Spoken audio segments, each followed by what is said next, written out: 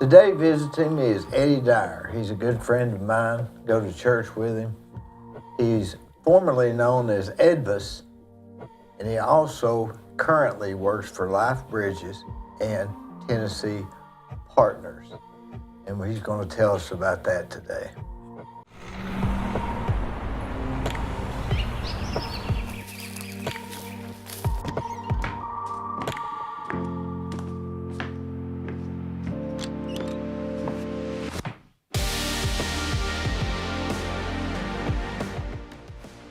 For a couple of minutes, but with like pita bread and stuff like that, you gotta make it for like about a minute. Then you gotta stop. Then you gotta do another minute, because if you don't, it's gonna get real brown and dark, and it's gonna start smoking, and it stinks. So the way the microwave works, it cooks from the inside out instead of the outside in. So you got to treat it a little bit differently. But I do highly recommend doing this, getting some pita bread, put it in the microwave for like 2 minutes, then stopping, then put it on 2 more, and it gets nice and crispy.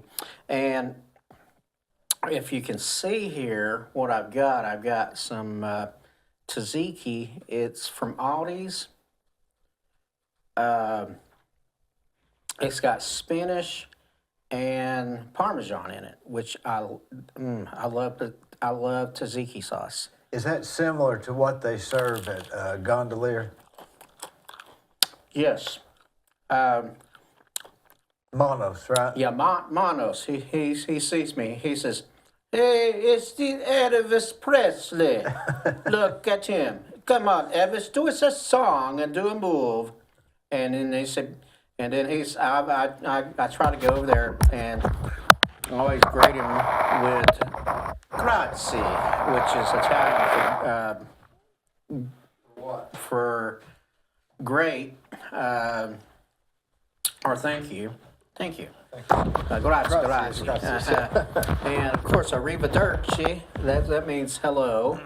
And ciao, which means goodbye. And that's unusual because Italiano is like a derivative of the Spanish language. Now, you would think that when you hear the word chow, you think, oh, food. Okay, yeah. Because let's go get some chow. And I'm like, so you're saying, if it's somebody in Italy, you'd be saying, let's go get some goodbye. And I know a little bit of all language, just enough to get me in trouble. Like hasta la vista, hasta luego, nachos, burritos, stuff like that. Did you go to college, Eddy? I did. Where at? I Was went it MTSU? to Middle Tennessee State University. Now, was that after the Navy? Well, I went into the Navy about 12 days after I graduated high school. And boy, that was a wake-up call for a country bumpkin like me. It was, temperature-wise, it was a little bit different than Cleveland. It was stationed at a place called Naval Air State. Well, no, that's where I was stationed at. Went to boot camp at Naval Training Center, San Diego. And the interesting thing about that is it was just right outside the San Diego airport, and then right beside the Naval Training Center was the Marine Corps Training Center. And so we got in trouble once because we were doing cadence, and we were saying, I don't know, but I've been told Navy wings are made of gold. I don't know, but it's been said Marine Corps wings are made of lead. And then they, of course, they started a little fight, shouting back and forth, and so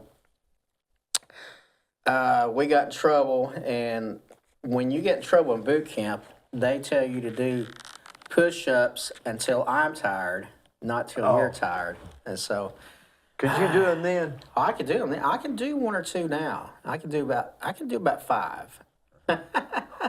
It's been a long time since then, and that was about probably about 50 pounds ago. So you passed all the basic training? The basic training, yeah. And I went to my school, Naval Hospital Balboa. Now, if you want to see, you can go online and look at Naval Hospital Balboa. I think it's still in existence. The Naval Training Center is not in existence anymore. San Diego is a pretty interesting place. But I think that the worst thing about going through the school was every morning we'd have to walk from the bottom barracks up to our school and take the classes, and there was some kennels where they kept the dogs. Oh, smell just about knock you down. And during the summertime, they had one day out of the summer where you get winds coming up from Mexico. They call them Santa Ana winds, and it was extremely hot. It's sort of like a blast of hot air. And What causes that? I don't know. That's a phenomenon I do not know. Something about the because it's right across the border. You got San Ysidro, which is the border town, and then you go into I say marijuana, Tijuana. Tijuana, yeah. That's where we're getting all these undocumented people from. Which Did you go to special class? What did you train for in the Navy? Did you have to swim? yes, I actually learned how to swim in the Navy. I learned how to float. I floated and I passed the course. I had to go from one end of the pool to the next. And what was interesting about that during that time, the training was, they were some of the people that wanted to become SEALs. They had to pass a swim test, but it's not all about physical toughness. It's also mental toughness too. You got to be psychologically, you got to be sound to do that. So somebody that's big and strong and tough and that can make endurance, but if they're as dumb as a rock, they may not make it or it's got the tailings of a tire iron. They may not make it. But you made it, right? Well, I made it through boot camp. Now, when you went to college, what did you major in? Well, at first, I went to Cleveland State, and I majored human service specialist, which now I think they've changed to social work. And then when at the time, back in I think it was 94 or 93 when I was getting ready to go. I was trying to make my mind up where I wanted to go to school, so I was looking at all the options. There was two school systems. You had Board of Regents, and then you had the university system, which UTC, UT Martin, and those were on the same list, but MTSU was a part of the Board of Regents. So everything that I got from Cleveland State transferred to MTSU, and my minor was sociology, so I chose social work as my major. How come? Well, I think the reason was because even though I was a corpsman, I wanted to become a nurse, but nursing classes are not as easy as I thought they would be. Like anatomy and physiology, the skull itself, if you take a skull and turn it upside down, every crack and crevice is a bone, and you've got to memorize that, and I just could not memorize it. So I said, well, what am I most interested in? I'm interested in the human mind and how people act and react to situations. So I took a lot of sociology and psychology course, and then social work just happened to have on the when you got into your senior year, you could do 2 internships, and that would help help you get ready for a job.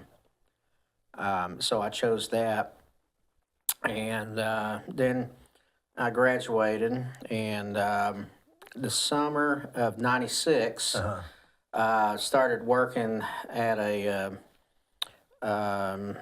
well, basically it was like a reform school for teenage boys, and then I decided I didn't want to live in Murfreesboro anymore, so I came back to Cleveland, and I applied for a job with Hiwassee Mental Health and got a job as a case manager, adult case manager. And it was quite an experience. I did that for about 15 years. Was that when you was in Chattanooga, or was that here? That was here. We still have Hiwassee Mental Health. It's over on South Ocoee Street. Of course, they've changed the rules a lot because of, well, So you help people that are not quite normal. well, they have problems thinking. Yeah, they have. Some of them have alcoholics, drug addicts, people that well, some of them know they have it and try to better themselves, and then there's some that don't. And the sad thing about it is the ones that don't try to better themselves, they say, well, and some manipulate the system by saying, well, I'm suicidal. I'm going to go into Pine Ridge, or I'm going to go into Moccasin Bend and get myself a crazy check. Well, that's not what it is. You're not crazy. You got some mental problems. And I think from my experience, what I've seen is most of it's been learned from, well, mom and dad did it this way, so I'm going to do it this way. And it's a learned behavior. You think most of our behavior is learned, or do you think most all of it's learned behavior? Well,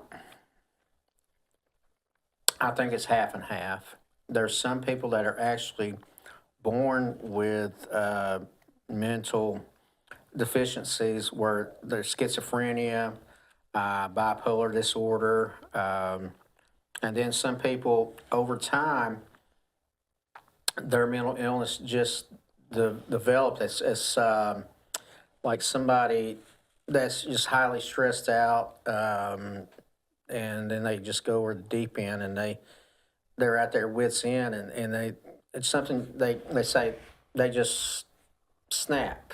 Is that when people say they had a mental breakdown? Yeah, mental breakdown. Is it how does it? So you've met people that have really just had so much stress they just had a breakdown. Mm-hmm. I knew a guy that was a truck driver, and he had a mental breakdown, and he just got to the point where he just could not function on his own anymore. And I believe it really does happen, and I think his case was genuine. And fortunately, he did get on disability, but So if I've had one, I would know it. you would know it. Yeah, It's not like, well, I've just had a rough week. You'd know if you had a mental break, if you had a real breakdown. with a psychiatrist, you got to be tested to see what's your, well, they sometimes they do IQ level testings because there are some. It used to be called mental retardation, but now it's referred to as special needs, or and the one I didn't like is mental challenge because it's something that they don't always overcome. It's something that they just have to live with. A challenge would say that you could overcome it. Yeah, Right? but it's developmental disability, and with that, there's a lot of organic stuff. Like they may have had something, maybe they're missing they're missing the ability, the reason, and the perception is just off, and so they need extra help. What do you mean the perception? I mean, a lot of times I can look at something different than somebody else. So we have two different perceptions, but when can we both operate looking at things differently? Well, yeah, especially if the person has a organic disabilities like, say, schizophrenia. Schizophrenia has several symptoms, and of course, there's other ones. There's obsessive compulsive disorder, manic depressive, chemical imbalances. So the way it's treated with psychotropic drugs and counseling and behavior plans for the ones that are really severe. And I've seen some that are pretty severe. And some are the fortunate ones are they have people with them to take over. Maybe they've been adopted by a foster parent, or they're fortunate enough to qualify for a group home, and somebody is watching after them and making sure they're not walking out into the road or screaming their head off, or going into a situation where they're so overwhelmed by their stimulus that they react to it to a point they either fight or flight, where they either get violent, and there's a lot of mentally ill people that are in jail right now, and so I guess Tim Gobble, he's dealt with that, and he's seen them firsthand, and I tell you, and of course, politically, I'm all conservative. This garbage would defund the police. Yeah. That's a big mistake, because the police are there to protect and serve, and situations where you have somebody that's mentally ill and unstable, they need that protection. So I'm big on mental illness treatment, and I think there needs to be more money put into it than because the jails are just overflowing with them, and the bad thing about when a lot of people that are mentally ill, and I've seen this happen, they get put in jail, is when the other inmates find out the person is mentally ill, they will mess with them and just see how far they can push them, which makes them even worse. So what you're saying is everybody has some different perceptions, but some people can't function Right. with it, where some people just are.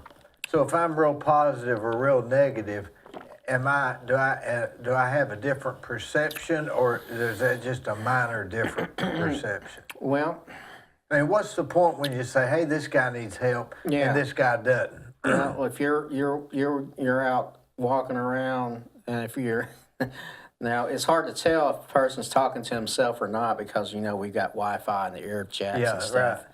But walking around homeless,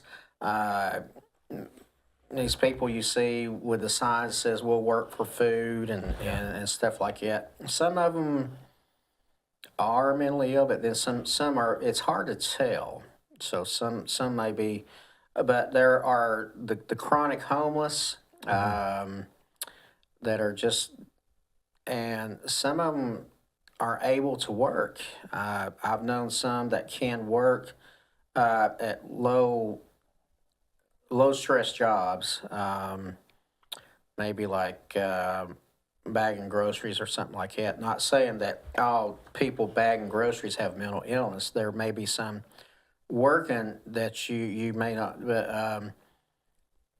and I know some, but I can't say their names because of confidentiality reasons. But there's some in this town that do fairly well with their mental illness, and they just need a little extra help. I think that the thing that bothers me the most is, even though, here we are, supposedly, the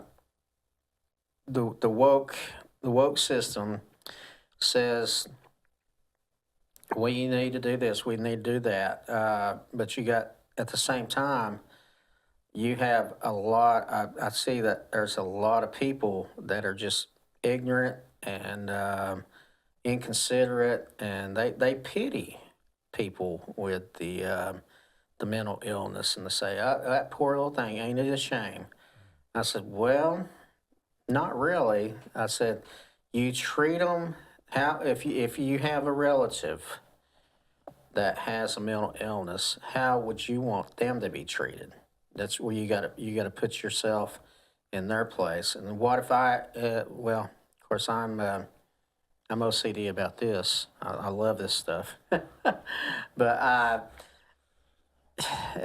and there's some movies that treat it better than others. That movie, What About Bob? I think that was a pretty fair assessment of what he had a disorder, and then of course there's the show Monk. Yeah, he had a disorder. Did House have a disorder? Remember him, House? I think he was that doctor that, I don't know if he had no, I don't think he was. I think Monk was OCD. Yeah, Monk was OCD. House was just smart. Yeah, he was just smart aleck. Yeah, he was smart aleck, and he may have had some delusions of grandeur. Maybe he thought he was better than what he really was, but he played his role really well for somebody to do it. And there's people that are, and then they deal with it differently. Some you have higher functioning, and then you have those that are lower functioning.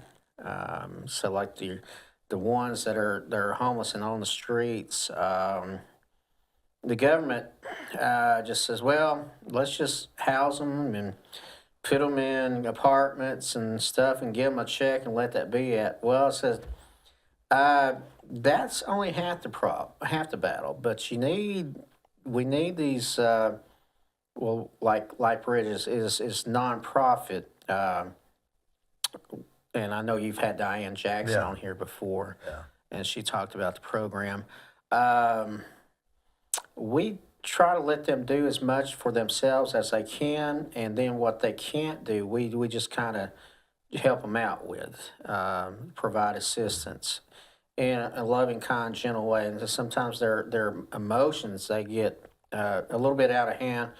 And so that's sometimes that's when the medications have to be adjusted, and maybe the staff person that works with them, they have to kind of work with them and get them out of a situation that they learn what their triggers are and what sets them off. Now, you used to be known as Edvis. Yes. What made you want to be an Elvis impersonator? Was he an idol, or you just felt like you looked like him? Well, back, I guess we're about 90, well, let's see, 91 is actually when it started out, but I didn't have any clue on how to do it. I did a talent contest, and of course I was lip syncing, and at that time, all we had we had CDs, but we didn't have karaoke machines, and we had tape cassettes, and so I lip synced everything, and I think I didn't do so good. I could have done better if I. What place did you come in? I think I came in out of about 5 people. I came out number 5. Did you have a costume? Well, I'll tell you what I did.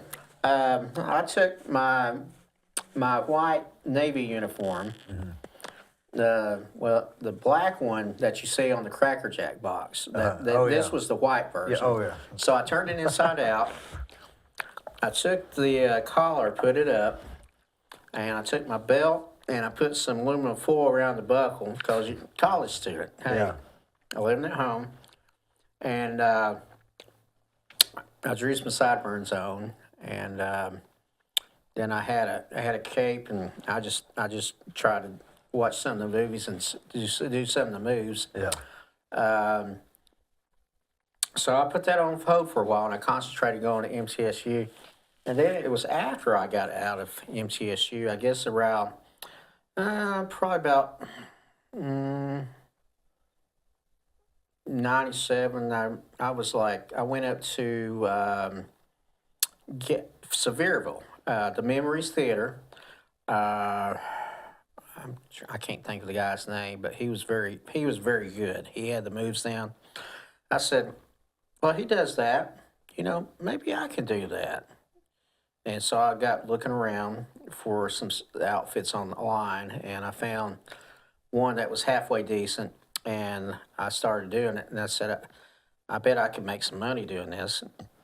And I found a karaoke machine, and I got some CDs, and I would just look on YouTube and watch the Elvis in concert. And mainly, he did a lot of in his later concert films, and when he was on tour, he did a lot of karate moves. Mm-hmm. And so I just did those, and I would practice. And so I would advertise my own business card, and advertise that I did birthday parties and singing telegrams. And I said, well, why go to Chili's and have somebody go, it's your birthday, happy birthday, Chili's gang, da-da-da. I said, that's lame. I said, if you want to embarrass by somebody, have me come out and I'll do it, but for a fee. I think I was charging like about $25 for singing telegram and $60 for a show. Sometimes I do nursing homes and let's see, sometimes birthday parties and just wherever I could do it. And the thing, it'll wear you out because you got to take your own equipment, set up, take down, and it's sort of like another guy I think you might know, and some people might know, is Fro Daddy. Fro Daddy, yeah. Yeah. Now, he does that, and sometimes I'm on his show. Yeah, didn't you? Or don't you have your own show on Whoop now? Well, I'm working on it. And you're friends with Alan Jones, right? Alan Jones. Yeah. He's a great guy. He is gallivanting around the world right now. He is. I tell you what. Have you talked to him lately? No, I've just seen his posts on Facebooks, and it's just interesting the things he's seeing. I'm jealous. I wish I could be there. But what did you do on Fro? Did you have your own show, or you just joining Fro Daddy? Well, we're working on it. I'm trying to get more experience about how, like this guy that's behind the camera, get my skills, and learn how to run a radio station, how to switch. You got to do the earphones and the microphone, and then doing the music. They have of course YouTube and then other music they can play. Whoop FM is just like a local radio station that Alan runs, and he I think he bought it from a guy. It used to be where it is at now at the Village Green, right beside Bald-Headed Bistro. It used to be at the Glidden. It used to be the Glidden Paint Store, and it's traditional music. So it's whenever you turn 99.9 on your radio dial. So those of you out there listening to me right now, go listen to it.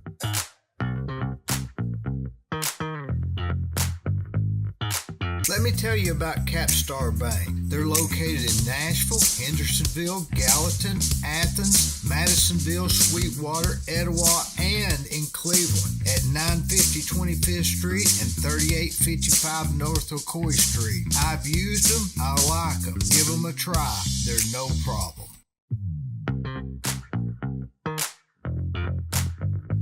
Were you on there last week? I was on there, last week around 3:30. I think it was a Tuesday. And what do you talk about? Oh, we did mostly politics. Oh. And if people are not conservative, they not want to. When I start doing my show, well, you can call in, but if you're a woke progressive and you get a little bit too crass with me, it will just hang up on you. Because woke is broke. But Frodaddy, I've known him for quite a while, Jeff Renfro, and he has his own van, Convertible, and he can tell you some stories about.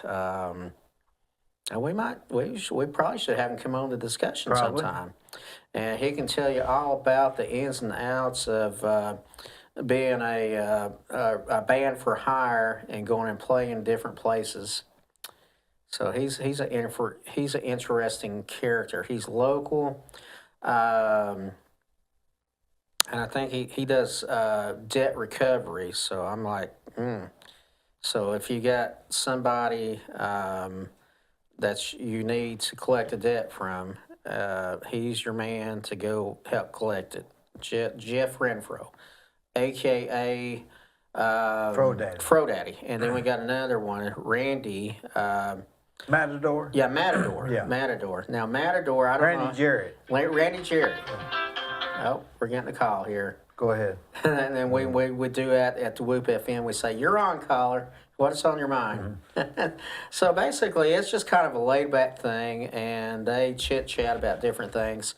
Like, in addition to politics, my other thing is I'm a real big history buff. And that's why I've got this hat on. I like different hats. This is a derby. Now this is Spirit of Halloween. Watch me pull a rabbit out of my hat. Oh, I got to get another hat. You can also do a little curly. Oh, nice guy, wise guy. Woo! I like doing that. Now I've got. What's the difference between that? Now, what kind of hat is that? A derby? Now this is the derby. What's the Also difference? called a bowler. I think because of the shape. So they're the same thing, just two different names. Yeah, two different names. A bowler, aka derby hat. That's the one that Curly wore on the Stooges On when the he Stooges. went to he called the judge Judgy Wudgy. Well, Judgy Wudgy, and he says, "Take off your hat." And he had his cane in his hand, and then he put his cane down. Put your hand on the Bible, on the book, and then he put his hat back on. Then he said, "Take your hat off." And that's one of my favorite. Boy, they were rough too. The Three Stooges. Shemp actually, they got broken ribs, bruised noses. Were they brothers? Now Howard Fine and Shemp were brothers. Fine was the violinist, is that right? No, Larry. I can't remember Larry's. Horowitz? Yeah, he had an injury to one of his arms, and as therapy, he taught himself how to play the violin. And so all the violin playing that's in the Three Stooges shorts is real. What about Shemp? Shemp, yeah, he was a brother. Was he one of the three brothers? Yeah, I can't. Well, I'd have to look that up. I know there's been a movie made or a documentary made about that. But they had Shemp started out, and then he quit, and then that's when Curly came on the scene, and Curly was doing vaudeville, and I can't remember his name is really not Curly, it's something else. And I'm not sure remember how he got his name. So anybody that's watching this podcast, that you can you maybe fill us in on the Because he had a shaved head. He had a shaved head, and he do all the expressions and I thought he was a brother. No, I don't think he is. He died of a heart attack, right? Well, he had a stroke. Yeah. He had a real bad drinking problem, and then when he passed away, Curly Joe came onto the scene, which I thought he was a little bit sissy. Nah, stop it! Yeah. And then the one after him, that was another Joe, and I didn't care for him. And so they lasted, actually, I think the last I've seen some footage of them. They used to do some traveling shows up until they were about 70 years old. And I think their last show was like in 1973 in Dallas, Texas, and they were getting pretty old. But they got gypped out of a lot of money by their agent, so all the shorts and stuff they did make a lot, and they had some recurring people on the show. Yeah, they always had the a lot of the same criminals, or the judge was always the same guy. And like you say, I think my favorite, I do like it that of course they came out around I think around 1938 or 39, and then it was going into the war, World War World War II, and you had Mo, that was Hitler, Larry. Yeah, that was they wouldn't do that today, would they? Yeah, no, they wouldn't do that today. Larry, who was supposed to be Japanese, Hiroshima, or whatever his name was, and then Curly was the Italian dictator. Napoleon? Mussolini. Mussolini, yeah. Yeah. And that was pretty good too, because but they were funny, weren't they? Yeah. And they had the Nazis, they called them stormtroopers, and they come marching into the room with a bunch of raincoats and umbrellas, and they would take literal stuff. But now, did you like Gunsmoke better than? I think I did. As far as westerns goes, Gunsmoke's Big Valley, I would rank them Gunsmoke, Big Valley, Bonanza third, Wagon Train. No, was it Wagon Train, or what about Tales from Wells Fargo? Yeah. You have Bat Masterson, Tales, Wyatt Earp, and then there was Have Gun Will Travel, and then you had Rifleman, which is another good one. And there was a low string of westerns from the late 50s to the early 60s, and it was good TV. After Gunsmoke, when was Lost in Space? Lost in Space, I think that was I want to say from 1962 to about 1965 or 1966. A lot of those actors would play in Gunsmoke and Lost in Space, and some of them even on the Stooges. They just had a lot of the same actors. They were character actors, and they would play parts. Like, on the Leave It to Beaver, a lot of the old Gus that was at the firehouse. Yeah.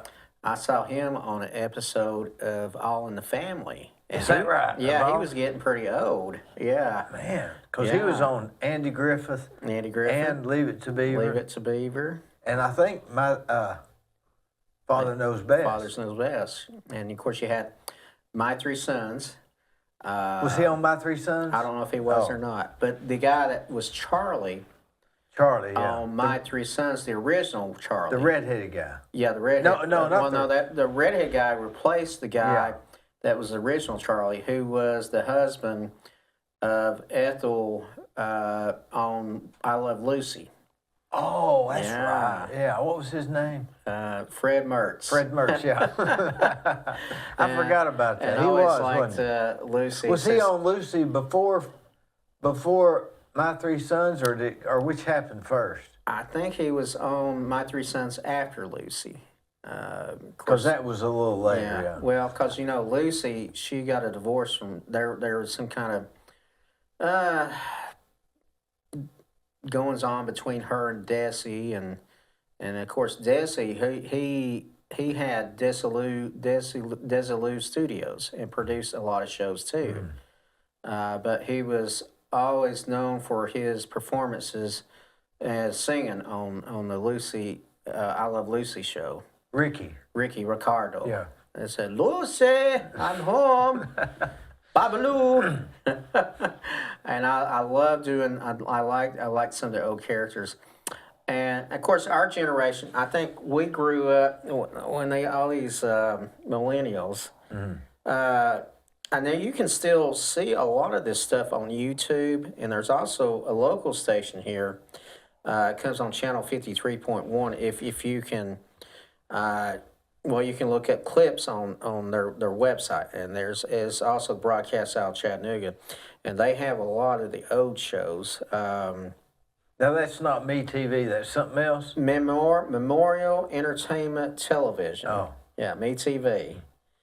And they have old movies, which I love on Saturday nights, is they've got a guy named Sven Gooley, who was very similar to we grew up watching Dr. Shock. Mm-hmm. He Shock come on Theater. Shock Theater with Dingbat. Hey, Dr. Shock. Yeah. Oh, Dingbat. Had some really funny shows, of course. And I'm going to be jumping back and forth between all of these. You had different horror show theater, like we had Elvira, and she was mostly West Coast. And then you had different ones all over the country, but we were more familiar with Dr. Shock, and he actually came with Dingbat to when I was a little kid. I guess about maybe just 1 year before I went into first grade, Oak Grove Elementary. He came in, and Dingbat was there, and I thought that was so cool. Mm-hmm. But the scary part to me was some guy dressed up in a gorilla outfit, and it scared. I was 6 years old, and I was like, ah! I freaked out. And now, weren't you from Polk County or no, Bradley County? I was born at Bradley Memorial Hospital in 1969. Back when it was Bradley Memorial Hospital, way before Sky Ridge, or Die Ridge, as some people say. And then it's Tenova, and now they call that Turnover. I've been there. They was real good to me. Yeah, they've been pretty good. But I think, my thing about that is with Chattanooga, you've got CHI, and then you got Memorial, you have Park Ridge, you have Erlanger. And I think it would best, my personal opinion, and people may disagree with me, I do think we need another hospital on the south side of town. We got one that's centrally located, but it would be good because competition is good, and I think that would help drive down the prices of healthcare costs.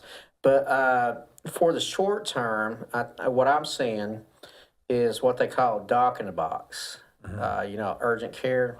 Yeah. And they seem to be taking place of the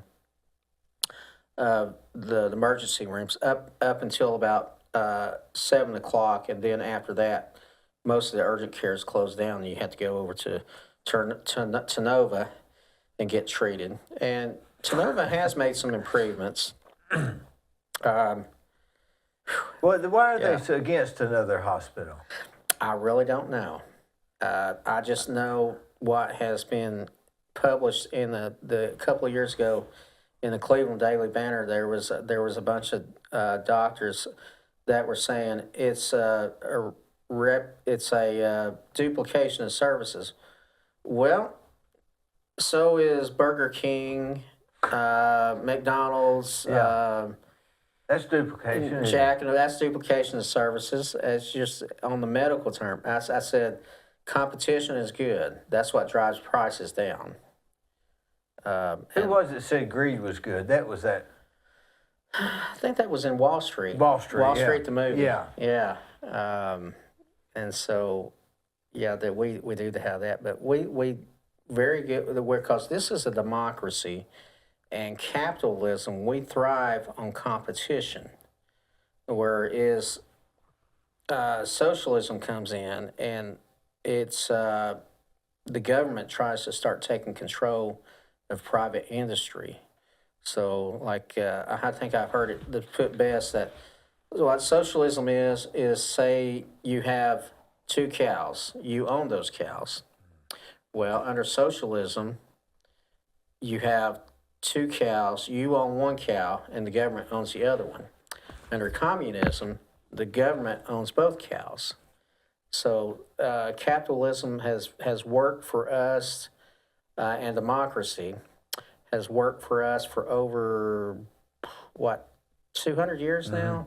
Ever since 1776 and when we became a nation. If it isn't broke, don't fix it, right? No, being broke don't fix it. But Being now broke, you got some, but yeah. even roads are some socialism, so you need some, right? And there is a lot of people, some people that are anti-tax and federal taxes, which I can agree with to some extent, but what we need is the IRS needs to be reformed.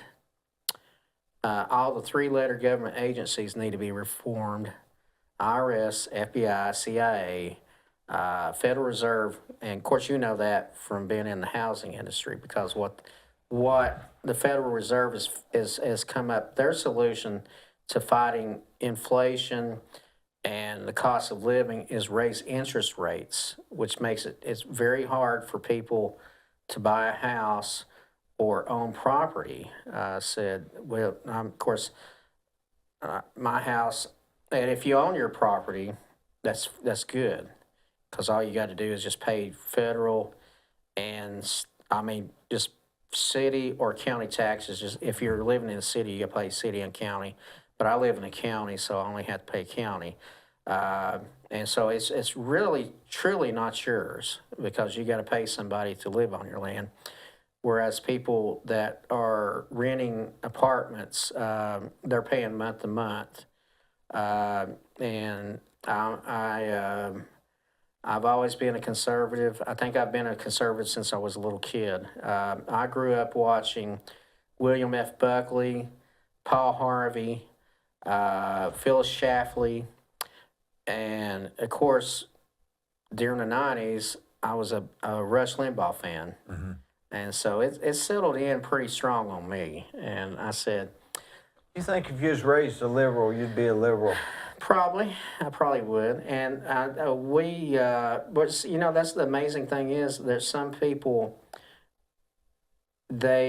something happens to them and they form their ideas. But I am a product of public education, but I was taught better to reject some of the theories. So when I went off to MTSU, which is predominantly liberal, I sought out. I was a member of the Young Republicans, and I sought out people that were conservative, and so that's how I was able to not let my social work activities overwhelm me and buy into a lot of that stuff. Because that was, of course, during that time, that was the Clinton years, and well, that's a whole nother subject, and I could talk about an hour on that. So you're what they call a conservative Christian, right? Yes. You believe God's the higher power. God is the higher power. He is the one that we owe. He made us. He made us from the very beginning, breathed life in the atom, and I believe the Bible to be factual. And there's people we've got a lot of threats coming to Christianity, progressive Christians that are trying to go in and rewrite the Bible and put their own spin on it. Now, what the Bible says, if it says homosexuality is a sin, it's a sin. So is cheating on your wife and other things. So we can't just single out one sin and say one sin's worse than the other, because sin is sin. But there is a way out of it, and it's the Bible tells us how to get out of it, and we have to do an in-depth study every day. And we're not perfect, far from it. Mm-hmm. And Jesus was the only one that was ever perfect. We are just his servants, and we wear the name of Christians. to do the best we can and do in Bible study. I managed to read my Bible. I'm not going to brag. I don't read it every day. I maybe read. There's maybe 3 days I don't read it, but but there are some people that read it so well they can just quote scripture just like that. And to really understand the Bible, you got to study it. And there's some things, and then you got commentaries. You've got Bible study guides, and it's not the matter of just going to church that saves you. Church is more like a support group. It's and God knows us better than we know ourselves, and He tells us to rely on each other, and that's our biggest source. You got to keep your distance from people, and we did that for a long time, and it hurt a lot of businesses. Well, about 3 years. I think we're seeing the effects, and as I don't know what shut down the Golden Corral, but I think that had something to do with it.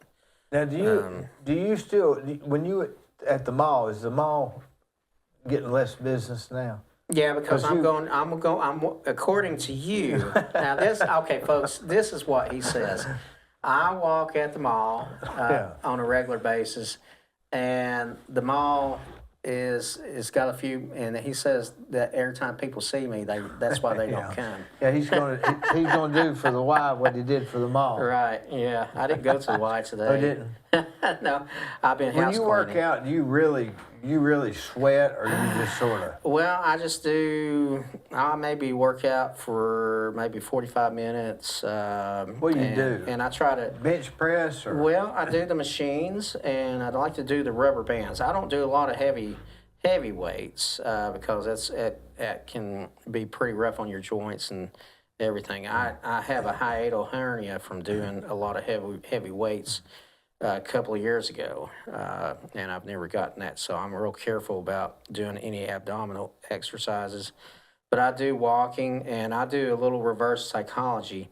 19 laps at the YMCA is 1 mile, so I start at 19 and go backward, and so I do a countdown thing. So I'm like, oh, just one more to go, and then they do a countdown. Oh, I see. Yeah. Yeah, and it's 19 miles there. On the outside perimeter of the YMCA, it's 2 laps around that for 1 mile. Well, they got a trail.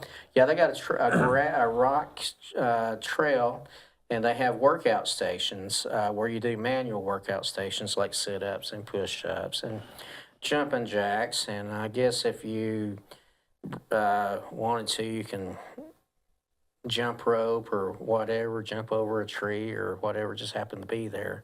But my dexterity is not that well, so I don't try to do that because I know I'm gonna wind up in the ER with a broken ankle. So they've got a trail just like the Greenway. They do. It goes all the way around the YMCA. It goes. You think walking helps you? I mean, does it help your mind and body and breathing and all? Or it does. Exercise releases dopamine, which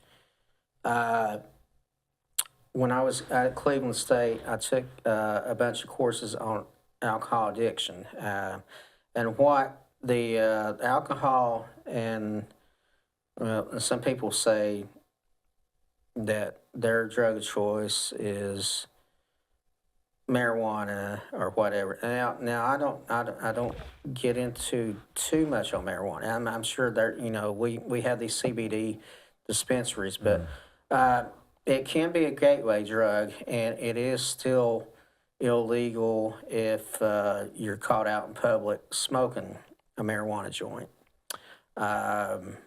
But there are people that say it's supposed to be good for pain relief and all that. And I'm not a doctor, so I've not studied marijuana in depth.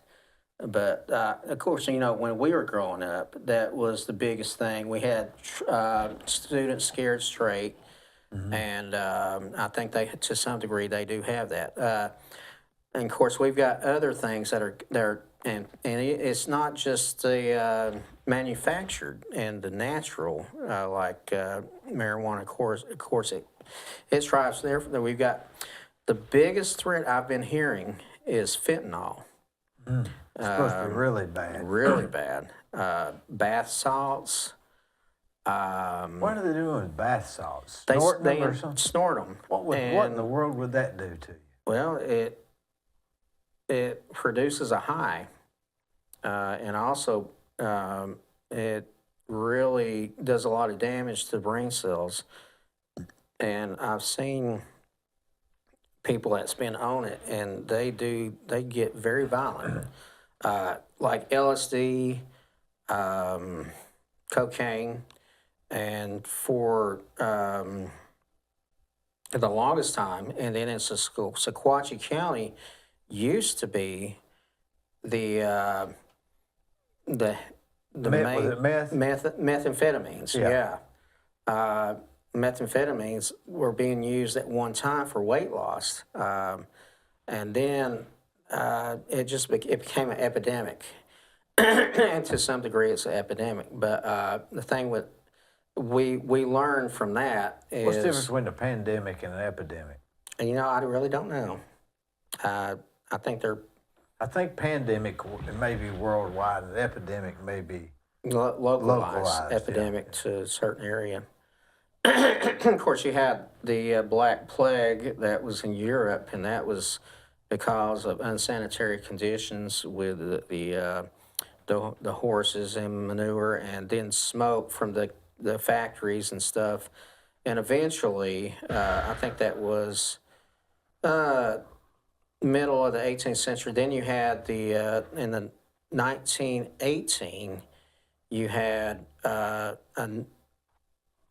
Black Plague, and then you had the other epidemic, bubonic. the bubonic plague, yeah, or some Spanish flu. That's what I'm looking for, and a lot of it was cured by putting people out in the sun and letting them breathe fresh air, because during the early part of our history, you've had people crowded conditions in tenements, especially in New York City and the bigger cities, and the streets were all mud and pavement hadn't been put down. So we were transitioning from the 1800s to the 1900s, and a lot of disease and dysentery and things that happened in this country was when people started moving toward the cities, and it got more crowded, and they just couldn't, the street cleaners and the sanitation departments just couldn't deal with all the filth, and I think that was what led up to that. And basically, my history knowledge is probably about that much. What do you mostly history on? World War II or Vietnam or what? I find that the Civil War was interesting. That piqued my, because what caused it, what was the true reason behind it, and what was the motivation? Because the revisionists, they try to rewrite history and saying that it was all based on slavery. I says no, that was well, and really, if you look at it, indentured servants or actually sharecroppers could be considered slaves because they're actually working for somebody. I would consider that. They didn't have a choice. Yeah, doesn't have a choice. A lot of Native Americans owned slaves. Yeah, the Cherokee had slaves. They had slaves. You had even there was slavery to some extent up north. But of course, the Emancipation Proclamation helped that out.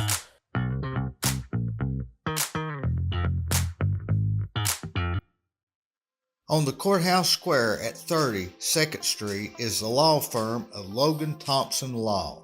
Since 1965, they have served the legal needs for the good citizens of Cleveland Bradley County.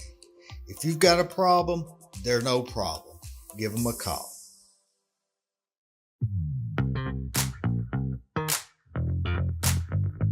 They didn't know about it till June 19th, right? Yeah, I Isn't that believe what Juneteenth is about? Yeah, I believe so. That's what it's supposed to be about. Yeah. But and the problem is back during, unfortunately, it was true that we did have some people that were a little bit overbearing, and that didn't see. Well, the way I see it is the word race refers to the human race. Whether my skin color doesn't define who I am. I'm probably maybe 1/18th Cherokee. The chance I'd have to do a DNA test to see exactly what percentage of Scottish I am, but mostly Anglo-Saxon, British. But it's just, and I guess from an early age, when I was brought up, most of my friends were white.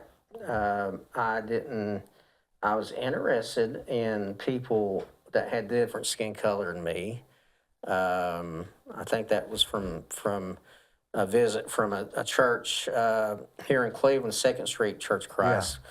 We had come to our church when I was about 8 or 9 years old, and I got to know some of them, and I thought they were interesting. And I said, well, I'm always interested in people that are unusual and kind of maybe different. And my dad, he says, the biggest thing I was taught is we got to respect each other. We're all the human race.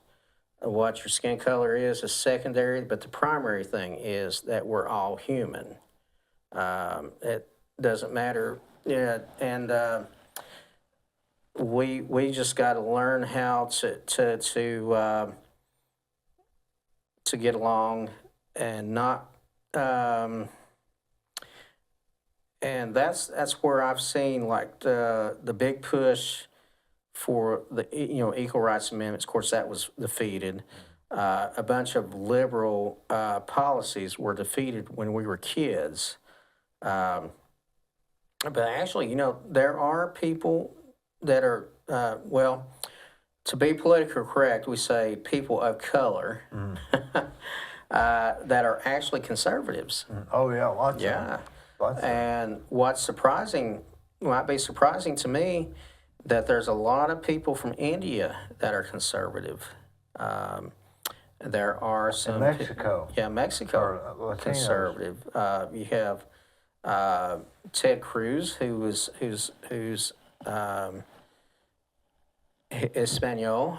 I know a little bit of Spanish. I know. Is he Spanish? Yeah, he is. He never is. knew that. He's Spanish. The last name Cruz. I guess you're right. I hadn't that's thought right. about that. He doesn't Right. look Spanish to me, does Right. he? And DeSantos. I didn't realize that. Realize the last name. I I think just now realized he's that. either Italian or I don't think he's Italian. or Puerto Rican. Not meaning Yeah, no, not me. Yeah, the Cosa Nostra.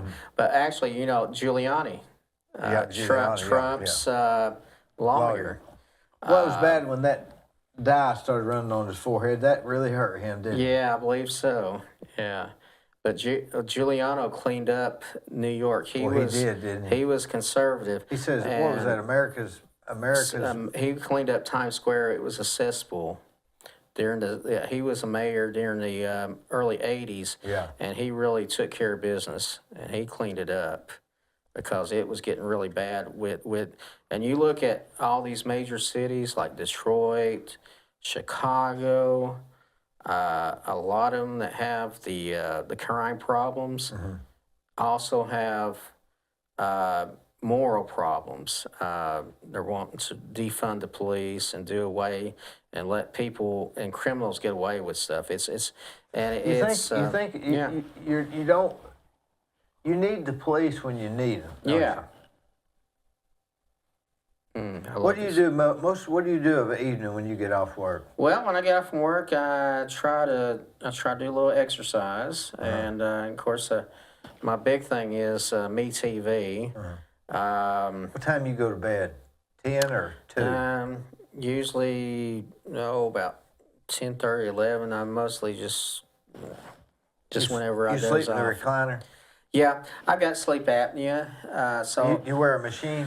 I used to, but it bothered me too much. But if I sleep up with my head up at an angle, it helps me out a lot. I just could not tolerate the machine. So you usually don't sleep in a bed too? No, I usually don't. And if I do sleep in a bed, I have supports that make my head go up at an angle. So What time do you have to be at work during the days? Or do you have a set time? I have usually, like Wednesdays, Thursdays, and Fridays. I'm going into work around 8, a little bit after 8, clocking in, and then I've got to pick my guys up around 9 o'clock. And like on Wednesdays, I have 2 guys, so that's no problem right there. And then they get home at 2 o'clock, and then I'm looking at my watch. So if we're, and that's like my guys, I have 3 guys I work with on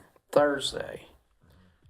Same schedule, and they get to go to the YMCA for free, and so that gives me a chance to work out. So you go with them? I go with them, and I got What one. do they do there? Well, the popular thing with all of them is Zumba. What's that? Well, Zumba is sort of like aerobics, and you do the moves, and it's high pace. I can do it to a certain the degree, and then if you ever saw me doing Zumba, you'd say, "Hey, that guy's doing the chicken dance." Do you still do you take karate? Is it karate you take? Or- Well, I know karate, Yeah. and 3 or 4 other Japanese words.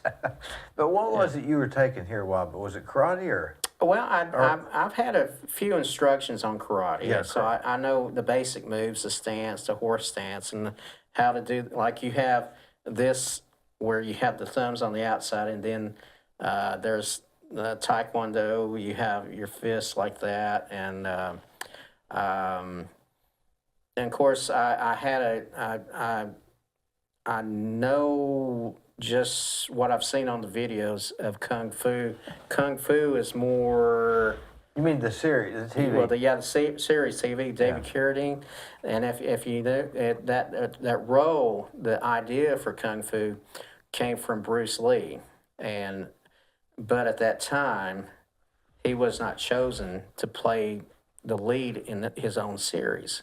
David Carradine was, and I don't think David Carradine had the eyes that were, so the story was that his mother was Chinese, and then his father was American, and he was an orphan, and he got accepted into the Buddhist temple where he learned all this kung fu.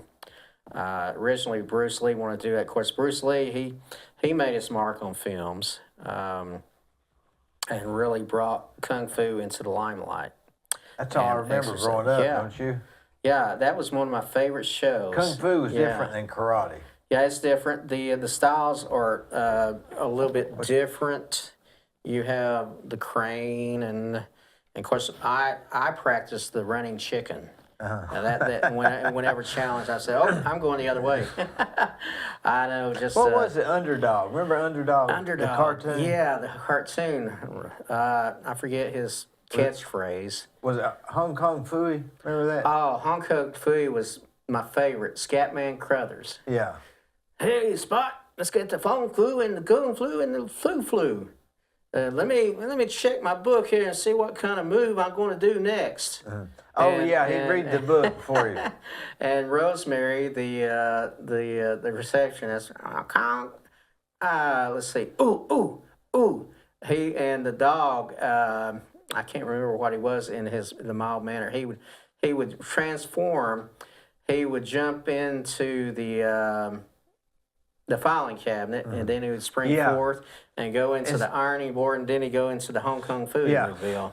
And he says, "Hey, Spot," and Spot was the actually one that tripped up the criminal, the cat. The cat was the smart one. Do you go to the movies a lot at the mall? On occasion. We went and saw Elvis. The Elvis Yeah, movie, we saw didn't we? Elvis, which I think was very well done. I didn't much like it for some reason. Yeah. Now the How other, they know what he was like? well, Colonel Potter. Colonel Potter. They don't know where he's from. How can they know what he's like? Well, it's well documented from Priscilla.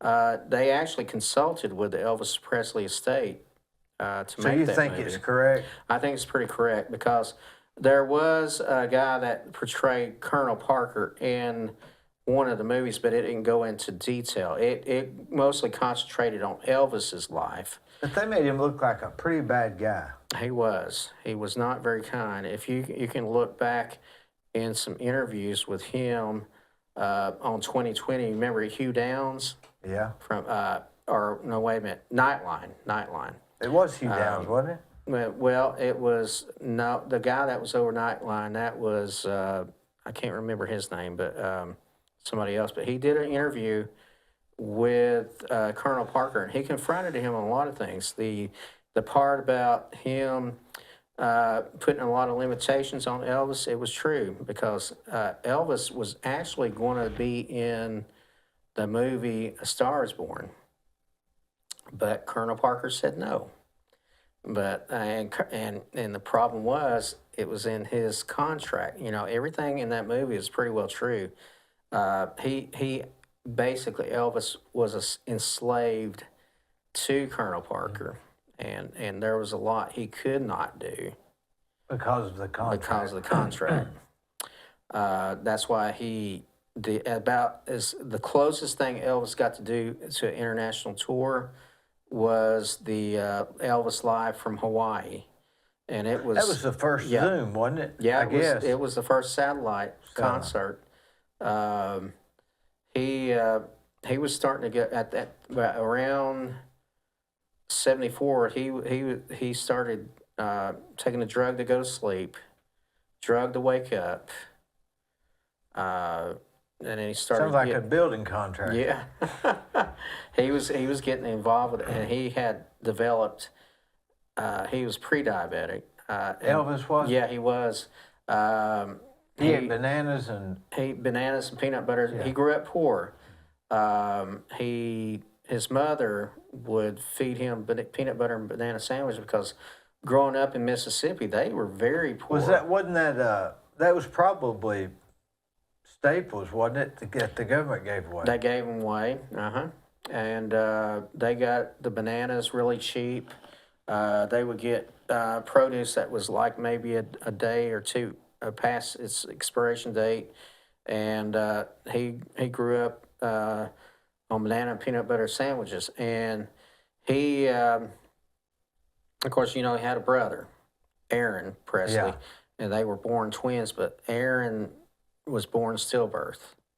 And so Elvis was a perfectionist, and that's why he tried so hard to make everything perfection. And he learned karate while he was in the army, and he learned a lot of those moves, and he continued on with that. And he actually, I went up to the museum in Sevierville. He had plans to open a racquetball, a bunch of racquetball courts all over Memphis and maybe nationwide. But his excessive spending, he was generous to a T. And that was his downfall. He gave money away to people. He bought cars. He bought one guy a house. And at the time of his death, he only had $100,000 in the bank. And when the day he died, he was getting ready to go on tour. He was going to go. I think I've still got the poster. I bought it at an antique store. He was going to do a show on August 21st, He died August 16th, 1977. Well, some mad fans. They already had tickets. Yeah, and of course they got them redeemed. But he did a concert. I think it was either April or May of '77, and so it's always been known as the farewell concert because he was getting pretty bad shapes. He had his last 2 or 3 songs. He had to sit down at the piano and sing them, and he had Played Unchained Melody. Yeah, Unchained Melody, and he was trained in opera. And his favorite thing to do was after a show. Of course, he got locked into the contracts, doing shows all over Las Vegas, and Las Vegas pretty much owned him. And of course, he did other shows around the country, and he even did a show in Detroit. He did one in Murfreesboro, and then other. But he's mostly committed. The colonel committed him to Las Vegas, and he was Ironclad concert. So he never did get out of the country. He got out of the main United States. Of course, Hawaii is the closest he got to actually going to a foreign place. Because of course Hawaii is off by itself. Elvis was one of a kind. He was a one of a kind. He changed. He changed rock and roll. rock and roll. Yeah, that's what John Lennon said. Are you going to the memorial things tomorrow?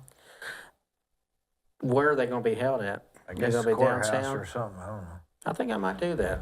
I may do that. I have to wear my U.S. Constitution shirt and my Navy hat, and I have to. I'll maybe a red vest and the white shirt. Yeah, be Bat Masters. Yeah, be Batmaster. Take my cane and wear my red, white, and blue. Yeah.